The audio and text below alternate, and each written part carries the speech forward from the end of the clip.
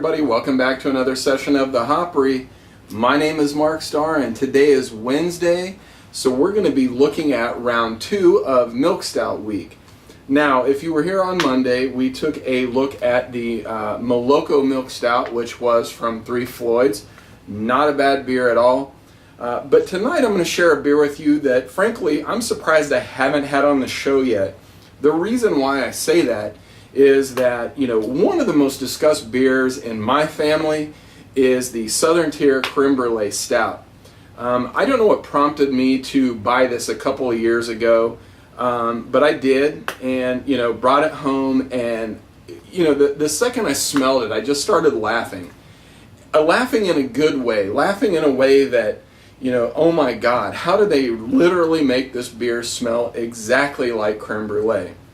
Now, one thing that you may or may not know about me, I don't know if I've mentioned this in the past, but I used to be a pastry chef, and I also used to cook, which is probably why I have a love for all things food and beverage. But anyway, one of the things that I used to have to do is caramelize the top of, sometimes 50 creme brulees at a time. And I got pretty good at it.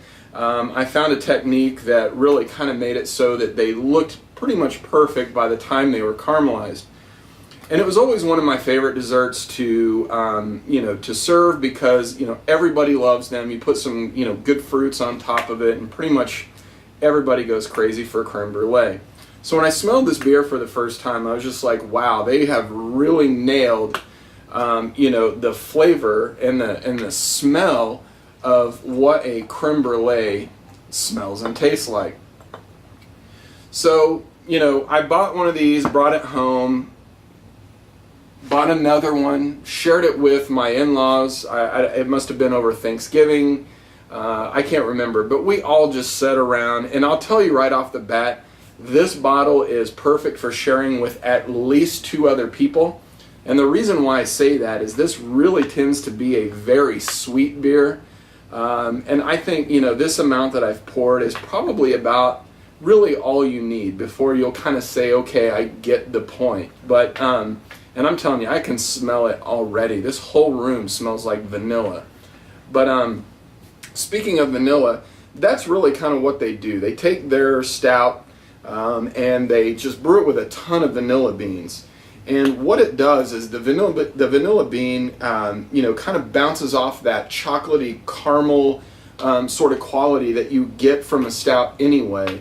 And it really is just kind of a magical pairing. Now, again, you only need a little bit at one time, but hey, what little bit you do taste, you're gonna be pretty happy with. But now on the color on that one, holding it up to the light here, it does have a little bit of that ruby red color around the edges, but it's pretty dark. It's not as dark as the Moloko Milk Stout that we reviewed on Monday, and the head color on it is a lot lighter as well. This is more of a pale tan color.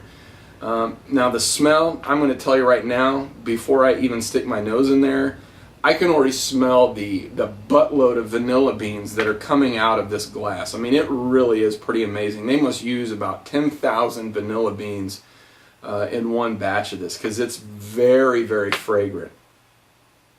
In fact, when you smell it, it really is kind of one of the only things that you smell.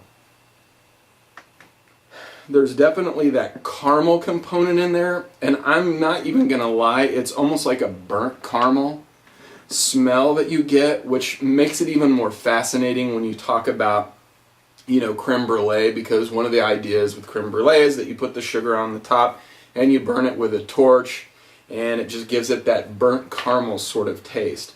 And that's really what comes out of this glass, is tons of vanilla that you would get from the custard, and then that sort of burnt caramel aroma that you would get from the burnt sugar on top. I mean, this is definitely a dessert beer. If you've had a nice big meal and say you've gone home for a holiday, this is the bottle you should take. Guarantee your in-laws will like it. They'll probably tell you it's too sweet, but hey.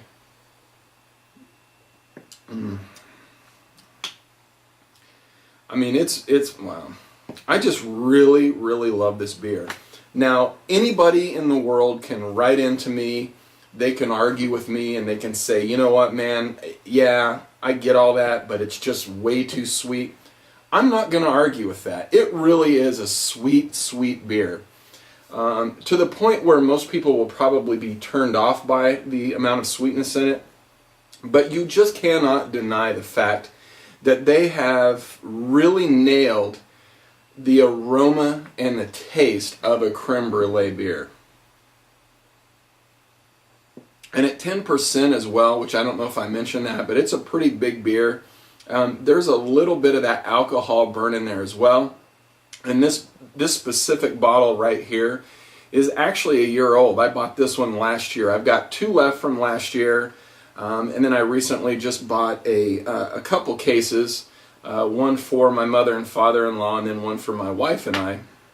But anyway, so, you know, it has died out a little bit. You drink these fresh, you're probably going to get a little bit more of that alcohol burn than you would from something about a year old. But, you know, really on the finish, it's one of those beers where you can kind of feel it on your lips. And oh my God, the beer burps. I mean, it's one of the best parts. One of the best parts. I mean, there's something about the vanilla bean in this that just gives it this insane aroma and flavor. But, you know, you get the stickiness on your lips.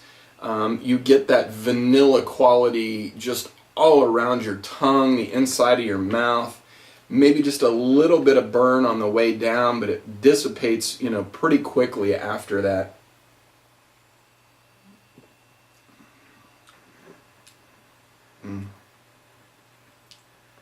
Yeah, I mean, you know, for what it is, and I know, again, I'm gonna say that I know a lot of people probably won't like this.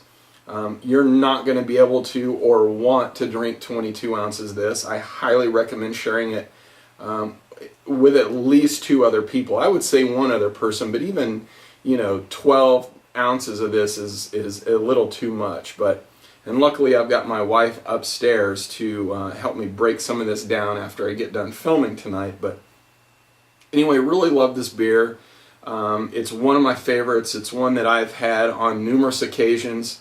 And I'll continue to drink it. You know, I will say that right now, this time of year is probably not the best time to drink it. You know, when it comes fall and you can kind of go out and sit on the porch and it's starting to get into, you know, like the lower 50s in the evening, that's really, you know, you got your sweatshirt on, maybe a cigar. That's a really good time to open this beer.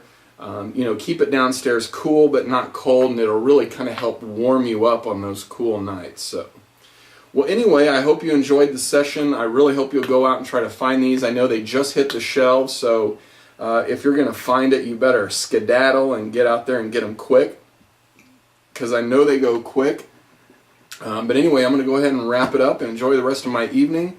Anyway, you can follow me on Twitter. Go to twitter.com/thehopry, and always go to my website, thehopry.com. And let me know what you think of this beer. If you've had this beer, let me know what you think. I'd really kind of like to hear your opinion on it. Do you think it's too sweet?